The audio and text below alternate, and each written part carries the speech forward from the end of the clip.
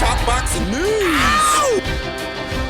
Okay, we'll start with this. The Golden Boy promotion show set to still go down tomorrow in spite of Vergil Ortiz's absence, falling ill, and, all of that. We've talked about all of that. What I think is the best fight on the card that's still set to happen, still set to go down, that will feature Jojo Diaz and Floyd Schofield. Unified flyweight champion Marlen Esparza will attempt the unified titles with Argentina's own WBO champion, unbeaten Gabriela Alaniz, an exceptionally hard puncher from the land of the hard punchers. Though Marlen Esparza herself was not at all impressed with Gabriela or her intimidation tactics. They didn't go over as smoothly with Marlen as they might with some other fighters, some other opponents that Gabriela has faced. Perhaps it's because those fighters, they're not Olympians like Marlen, unified champions with the resume that she has. Some dubious decisions aside, Marlen at this point, she's been around the block. She don't scare easy. I have to give her a lot of credit because she willfully chose this unification match, what I think is a harder fight overall than a fight with, say, Arely Musinho,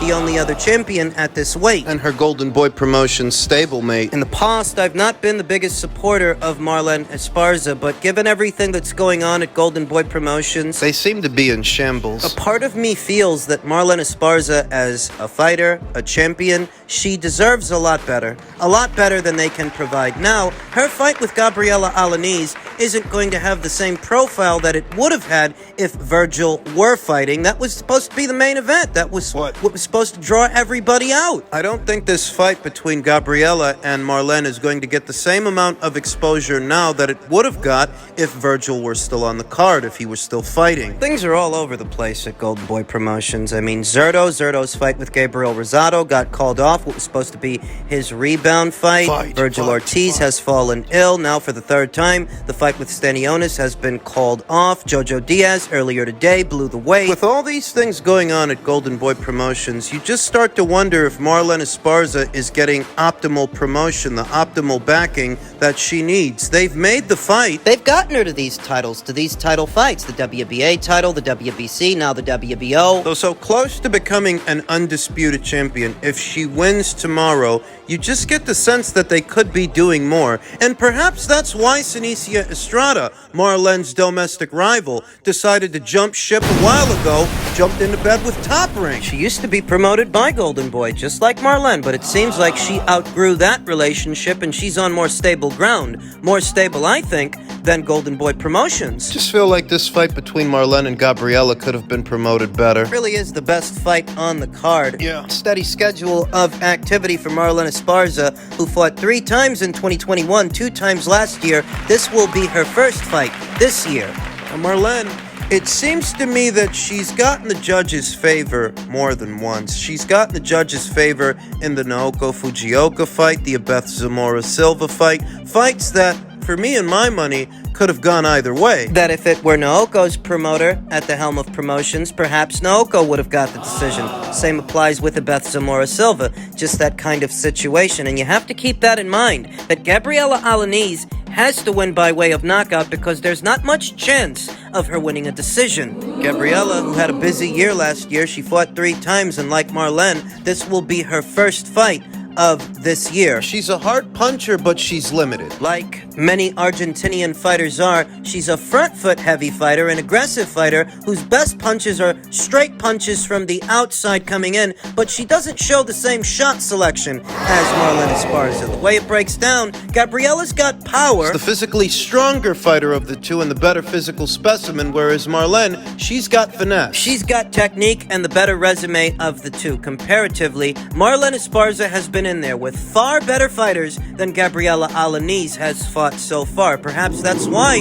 she's not at all intimidated by Gabriela's showmanship. It's a 50-50 fight to me. I wouldn't be surprised if Gabriela managed to knock her out, knowing that she's on foreign soil and you can't coast on foreign soil. Gabriela packs a big enough punch to hurt anybody at this weight, though at the same time, Marlen is a trickier fighter, a trickier, more elusive target than anybody Gabriela has fought so far. Anything can happen. Marlen can beat those feet, box from the outside, and outpoint Gabriela Alaniz just as easily as Gabriela Villa can land big, land hard, and take Marlen out because she's been dropped before. Neither would surprise me, honestly. It's a 50-50 fight, and neither outcome would surprise me. You know, this is Gabriela Alaniz's first fight outside of her native Argentina.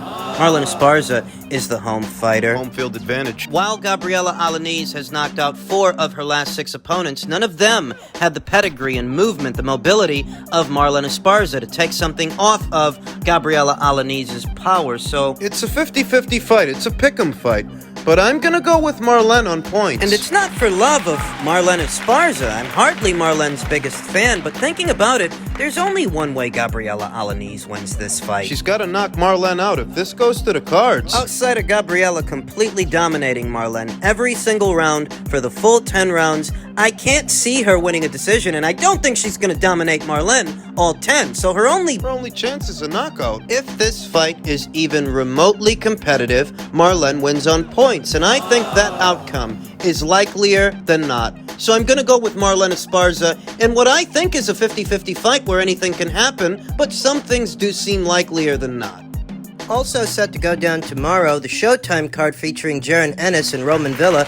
Jaron Ennis, who says, Spence versus Crawford, I believe I'm the best option for the winner. I have Jaron Ennis beating Roman Villa tomorrow. I think he's going to go back to looking like a wrecking machine, and I've said that more than once, though as far as facing the winner of Spence versus Crawford, that's not going to happen. I believe I'm the best option, the 30-0 Philly fighter said to TMZ. I feel like everybody wants to see me versus Spence or me versus Bud. I don't think they want to see nobody else fight them. Ennis might have to wait a little bit longer, as both Spence and Crawford have the option to exercise an immediate rematch, which most guarantees a second meeting before he can fully focus on the Spence versus Crawford winner. Ennis will return to the ring this Saturday in Atlantic City when he faces Roman Villa. The fight will be televised by Showtime. We at least have that to look forward to in terms of welterweight action. On the heels of the Ortiz versus Stanionis fight's collapse, we still have this. But you have to think about that. You have to think about Virgil Ortiz not campaigning as a welterweight anymore, his uncertain future, and how that might affect the welterweight landscape, because he was one of 2 fighters that was highly touted to become a champion at this weight. Now, he may be moving up if he moves anywhere at all. If he ever boxes again. Which is a separate conversation. What that means is that since he didn't get to fight a Stanionis may have to fight someone else. The next man in line... Virgil Ortiz was the WBA's #1 contender. Ranked right behind him is Shakram Gayasov, a matchroom fighter. And ranked right behind Shakram Gayasov is Keith Thurman. But Keith Thurman is supposed to be facing Yordenis Lugas in a battle of the former WBA champions in what likely will be billed as a WBC final eliminator. You have the winner of that fight potentially getting in position to pick up the WBC title. Stanionis and potentially Shakram Gayasov for the WBA. Jaron Boots Ennis and Roman Villa potentially for the IBF. And Alexis Rocha on the Golden Boy Promotions side of things. Alexis Rocha is in position to pick up the WBO. I say this because, in all likelihood, the winner of Spence versus Crawford, whoever it is, they're not going to stay there. They're not going to satisfy all these mandatory challengers. They're going to move up, and the titles will go vacant. Boots may have his heart set on fighting the winner of that fight, but I don't think that's about to happen. The silver lining is there will be that many more noteworthy fighters at welterweight for him to take on, for him to pursue. The reset button on this division is about to be hit. I don't see Jaron Boots Ennis or hear any gossips or rumors about Jaron struggling to make welterweight, struggling to make the weight. By all accounts, he's doing just fine, and he has what it takes, at least. He's got what it takes to beat Roman Villa. He's got what it takes to become IBF champion. Virgil, who was touted to become his best adversary over time at welterweight, he's gone. He's not going to campaign as a welterweight if he campaigns anywhere at all. Boots takes care of business tomorrow, knocks out Roman Villa. How do you like his chances against Stanionis or Shakram Gayasov? do you like his chances against the winner of Thurman versus Ugas or Alexis Rocha? The welterweight division is about to be an open book very soon, and you could give Boots reasonable odds against any of these fighters. His biggest competition was supposed to be Virgil, but Virgil's gone. It's reality. Now, at least 2 of the 4 alphabet titles are going to end up on the PBC side of things. 2, maybe 3. 2 definitely. Depends on what happens with Stanionis. But the IBF and WBC titles look likely to stay on the PBC side of things. The winner of Thurman versus Ugas and the winner of tomorrow's fight. That would, in effect, set the stage for an in-house unification match on Showtime. At least in theory. It really all depends on who wins Ugas versus Thurman. I could actually see Ugas fighting Boots, but Queefy, I'm not so sure. He becomes a 2-time welterweight champion? Wins a newly vacated WBC title? I don't think he's a lock to fight the winner of Boots versus Villa, who I anticipate is going to be Boots. It's going to be interesting to see how all of that breaks down. In men's heavyweight news, veteran combat sports scribe Ariel Helwani said Tyson Fury versus Francis Ngannou is expected to be announced very soon per sources, and that seems to be what the gossips are, what the rumor mill is spinning from more than one source. I'm not at all surprised. I think that if and when this fight is announced, this circus really, the people in boxing, the people like Simon Jordan and Marcos Villegas, Radio Raheem, the people at Fight Hype and Fight Hub and the Boxing Voice. I mean, can we just cut the fucking crap? Can we do that? Could you imagine if any other champion at any other weight took a break from pursuing undisputed, pursuing what is one of the biggest fights you can hope to make in the men's heavyweight division today? Could you imagine if, say, Errol Spence Jr. or Terrence Crawford decided they'd rather fight an MMA fighter than take on the only other champion at their weight? Why are you calling it a break? It's not a break. He's not actually pursuing Usyk. We've already mulled over all the varying grotesqueries of Tyson Fury's smokescreen, his out to sabotage the Alexander Usyk fight. We've already been all through that. At this point, it's obvious, and if you don't feel that way, it's because you don't want to. You'd rather keep apologizing for this guy. Running interference. If it really were Tyson Fury's intention to face Alexander Usyk, then the focus of his efforts would have been scheduling a keep busy fight, a run-of-the-mill tick-over fight, so he can hurry up and get in the ring with Usyk, having already shaken off the ring rust. To see that he's not about to box a boxer, he's about to box an MMA fighter in what can only be described as a cash grab, because that's what these novelty fights are.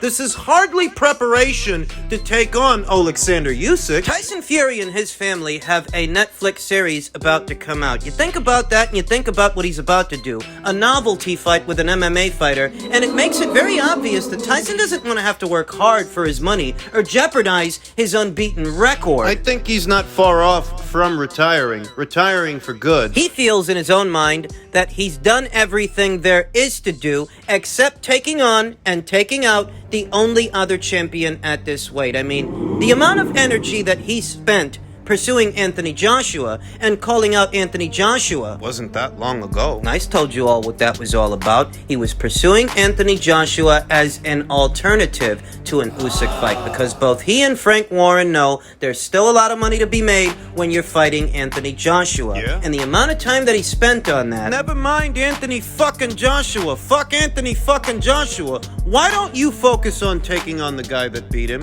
Why don't you focus on delivering the undisputed title fight? I told you why. It's because he doesn't really like his chances against this fighter. Tyson Fury's bread and butter has been being a big man that moves like a little man, but he can't out-little the littler man. And if that's your bread and butter, your best bet is to... You're gonna have to try something else. You're gonna have to try to run him over. Fight like a big man. And even with that, it's not a guarantee that you beat him. It's not a guarantee that you beat Alexander Usyk, because his maneuvering ability... Joe Joyce charged at him in the World Series of Boxing, and you see what he did to Joe Joyce. I mean, if you're thinking that you can be the bull, he can be the matador. Fury doesn't want to gamble his unbeaten record. He doesn't want to do that. It's much easier to take on a guy, box a guy, that's not a boxer. You say that, well, he can make a fuck ton of money boxing Francis Ngannou. in a circus fight, but he can make a fuck ton of money boxing Usyk. Did you forget who's bankrolling that show? Who wants to?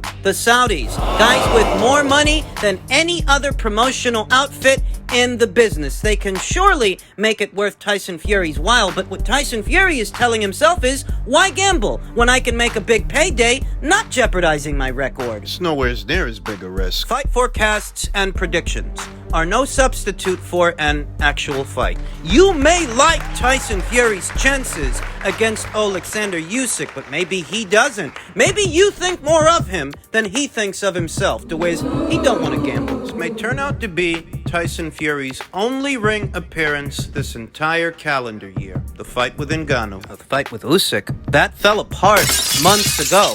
Months later, you're telling me that you couldn't find someone in this division to keep busy with so you can make it to the December fight with Usyk. Is that what you expect everybody to believe? You're supposed to be king shit. You're supposed to be this big draw, this big name in boxing, and you're telling me that after all these months, you couldn't find some ham and egg guy to fight. To keep busy with. Bullshit. Finding someone wasn't the problem. Finding someone that gets you a big price, that's the problem. Tyson Fury ain't got the kind of drawing power to where he can go out there with just anybody and get a big price. He needs a name. Even if it's the name of a fighter from a completely different sport, he needs a name. There are plenty of names available. Plenty. Michael Hunter, F.A. Ajagba, Martin Bakole, Frankie Sanchez. You don't think that any one of those fighters wouldn't have jumped at the chance to box Tyson Fury if the fight was offered? Of course they would have took that chance. The problem for Fury is he don't make no money with those fights. He don't make with them what he could make with Francis. the most rewards for the least risks. Opposite the ring, another boxer, well, you're gonna have to fucking box, and you might actually have to box well, whereas with Francis, Come on. people should be upset that this is what the reigning WBC champion is being allowed to do, because he had the option to schedule a tune-up fight, a keep busy fight, en route to undisputed. Now he's fighting Francis Ngannou. That will be the only fight he has this year, and you think that's going to be the succession? Francis Ngannou in a circus fight, then Usyk. Does that make sense to you? Is that what you think he's going to do? Just stringing everybody along. That's what he always does. But this time the boxing community shouldn't let him. They shouldn't let him because he's literally in possession of one of the 4 alphabet titles. Blocking. Undisputed. Don't you want to see the fight? Are you a boxing fan or not?